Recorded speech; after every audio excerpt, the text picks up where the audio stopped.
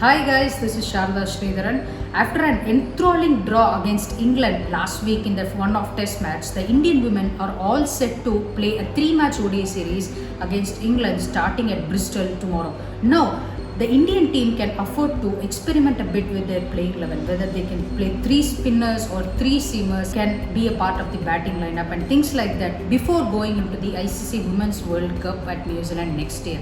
Now, considering the situations, Bristol, as we saw in the test match, was a very good venue to bat on. The wicket was flat and Bristol, as we all know, is a good host for ODI and T20 games. Now, regarding the weather conditions, it is expected to be slightly overcast too, so it will be interesting whether to see that plays a role in changing the captain's decision after winning the toss. So now what will be the playing 11, expected playing 11 for Indian team? I would start with Shefali Verma, Smriti Mandhana, Poonam Roth, Mithali Raj, Harmanpreet Kaur, Deepti Sharma, Tania Bhatia, Jhulan Goswami, Shikha Pandey, Pooja Vastrakar, and the 11th player would be an interesting call because it will depend upon the conditions as well. I would go for a spinner who could take the ball away from the English lineup because the English lineup consists of a lot of right-handers. So I would look forward to play an Ekta Bisht. And Sneha Rana, of course, has been doing very well in the test games, but it will be interesting to see that 11th player in the Indian lineup for the first one-day game.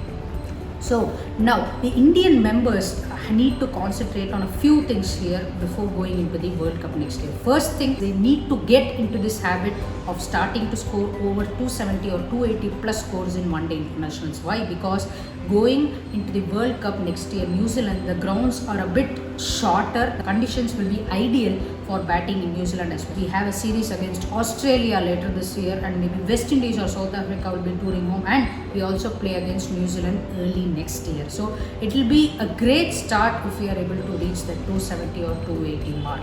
Now coming to the English side, the probable playing 11 for England will be Tammy Beaumont, Amy Jones, Nat Siver, Heather Knight, Fran Wilson, Sophia Dunkley, who was impressive in the one-off test, Catherine Brunt, Anya Shrubsole, Sophie Eccleston and Tash Farrell. So it is interesting to note that English star batter Danny Wyatt is left out of the one-day side. So England can afford to experiment a bit as well. Now coming to the head-to-head competitions, I would speak of 3 of them.